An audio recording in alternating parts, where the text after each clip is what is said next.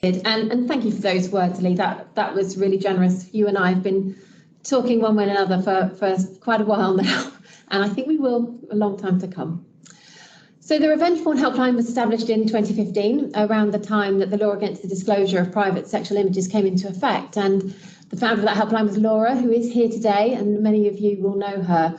When she went off to pastures new in 2019, she handed over the helpline's reins to me.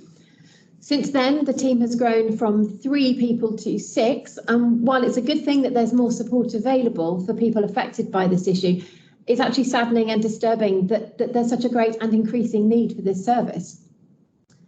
The range of behaviours we're dealing with has mushroomed in a way that wasn't anticipated when the Criminal Justice and Courts Act came into force nearly 7 years ago. Initially, our clients reported images that had been shared online, but it was a single issue and usually 1 or 2 or a small handful of images were shared. But as time has gone on, the behaviours have become more complex, and we've become aware that our clients are reporting wider patterns such as harassment, domestic abuse, stalking and coercive control. What we learned was that intimate image abuse does not happen in isolation. And that highlighted the importance of our relationships with partners and stakeholders working in related areas, and I'm really pleased to see many of them here today. The impact of the sharing of private sexual images cannot be understated, devastating personal lives, professional lives, mental and emotional health. To highlight this, last Friday saw the sentencing of a significant offender in a case investigated by the National Crime Agency. He was someone who used intimate images of his victims to extort further content of an ever-increasing graphic nature. The case was based on 72 adult victims, plus a number of minors, but the RP Helpline is currently supporting 150 individual women who have had huge amounts of extreme content shared online. When the NCA took victim impact statements, every single person said that the thing they wanted most was for their content to be removed from the internet. And that's what we've tried to do and continue to do. Currently, we've removed nearly 140,000 individual images, and that has such importance for every one of those victims. But I'm now going to hand over to Zara Ward. Zara is a senior practitioner on the RP Helpline and has been with us for nearly 3 years. She's our data and tech queen, and she took on the never before undertaken task of analysing 5 years of helpline data. Thank you, Sophie. I'm Zara. I'm just going to share my slides because I've got some nice graphics as well. So please let me know if you can't see it. And as you can see, I'm Zara Ward. I'm one of the senior helpline practitioners here. When I started, it was a very different landscape. So I was really excited to kind of do this report and showcase kind of the work that we've done over the last 5 years. So the purpose of this report was twofold, really. It aims to outline the trends reported to RPH and to demonstrate the effectiveness of RPH in supporting its victims. And these outcomes are paramount to RPH, supporting people who are isolated by this abuse and allowing victims to regain some control over their images and rebuild their lives. As Lee said, it changes everything when this happens, and we try our best to give as much advice and support as possible for people who have experienced this.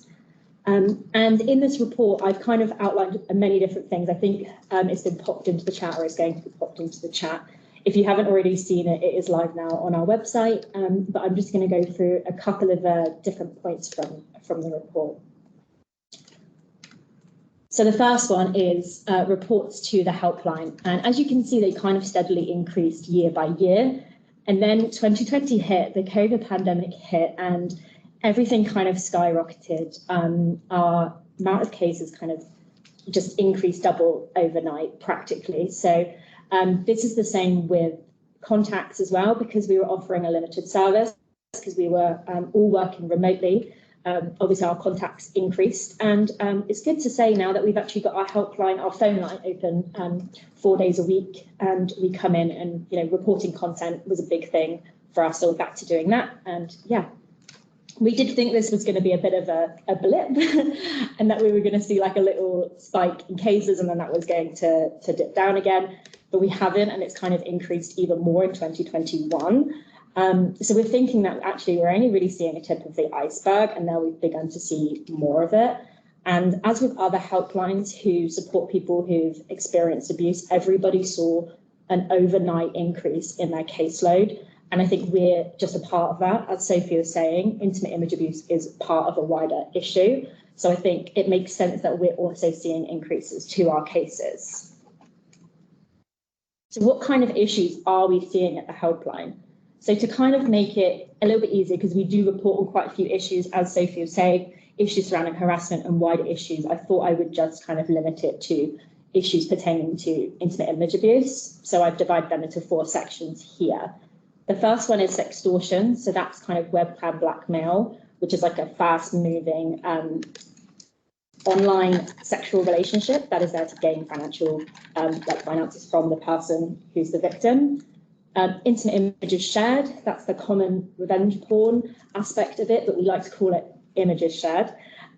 Threats to share, which is where threats to share those intimate images have been made, but no images have been shared. And voyeurism is the making and producing content without consent or knowledge of the victim. So they could have just produced it and not shared it, but the victim may have become aware of it.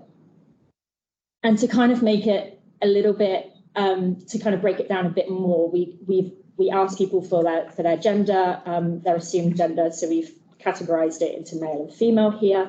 We don't have much detail on a wide range of genders, so it's kind of binary at the moment, which is something we're hoping to kind of improve on in the next year. And as you can see, extortion is one of the main issues that is outlined by male victims. And I go into a lot of detail on this in the report, but a lot of it is around the psychology of men kind of facilitating fast, high-risk behaviours. But it's a really interesting read if you want to look at that. And the next aspect is images shared. And as you can imagine, the main issue that we get reported by is for images shared is by females. And the same with images shared and the same with voyeurism. This is disproportionately affected by females. So this is something that I think anecdotally we all know, but it's really nice to see some data on it.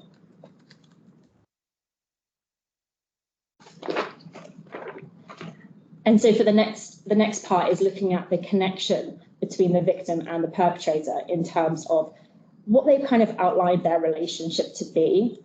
And as we can expect with males, if they are outlining that they've been victims of sextortion, this is usually for criminal gangs. This is usually unknown people that they've never met or they're never going to meet. So that makes up a large proportion of the suspected perpetrator for male victims.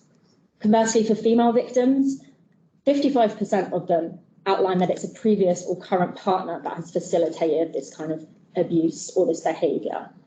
And a whopping 80% of them is a known person. So that could be anyone really that they know more familiarly than just online.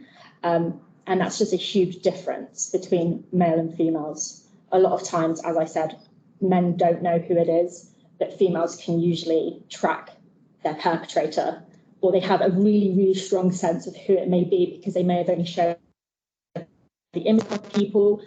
There may have been other factors, like Sophie was saying, to do with harassment and abuse, that kind of point in that right direction. And further, to kind of outline the issues that we see here, like we see that the abuse is perpetrated towards females, and in 77% of cases is perpetrated by males. And that's a huge number if you look at the rest of the rest of the percentages. They make up less than 10% each. Like female and female victim to perpetrator violence in this intimate image abuse is less than 7%. It's the lowest. And obviously that's not accounting for previous current partners. This is just our genders. I think in the future, we really want to drill down more and kind of get knowledge on the kind of the intricacies of those kind of relationships. And this is the most shocking figure of them all and the most impactful. I think Sophie's already outlined when it comes to Makedown, the sheer amount of content that we've reported in the last year. And I think Sophie said it was around 140,000 images. And that's what equates that huge number on the right. That makes up for a huge amount of numbers of images that we've reported and we've removed. And yeah, it really has propelled our numbers in the last year. And if we look at the image on the left, this kind of shows if a victim came to us, how many is the average number of images we would report for them. And so if their if they are male, it's 1.5 images, whereas if it's female, it's 41.9 images.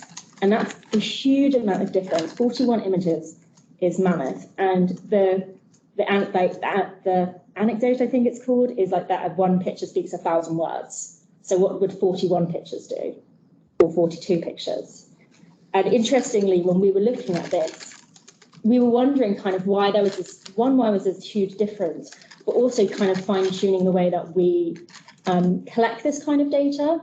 And in that kind of reporting aspect, that this is not just intimate images by themselves. This is when we report Facebook accounts that could be perpetuating sextortion, or impersonation accounts that could be beginning that kind of blackmail cycle. So we think if we, in the future, which we're hoping to do for 2021, is to break that down further and actually have intimate pieces of content and profiles reported, we think that that number is going to change quite significantly, and that for the number of images reported for males might actually go down even further, because we think it might be a little bit high, which is strange to say. As you can see by our lovely, lovely big bar on the right, we are really successful at what we do and how we report our content. And as Lee said, you know, she was paying people to do it, and they were coming to us, and that really goes to show the like persistence and the industry connections that we have. We are taken really seriously. I think our record for having something taken down was like 2 minutes, and that was so impressive. And we try really hard to go out and meet industry to kind of facilitate those relationships, to understand that we're coming from a place of supporting victims, and we won't make false reports, or we won't abuse that kind of power. And we've come leaps and bounds in the last year on the way that we find content and the way that we report content, which really goes to show in that huge 2 bars. And so for the future, we're hoping that we're going to fine tune this even more, and that number's just going to keep, that difference is going to keep getting smaller.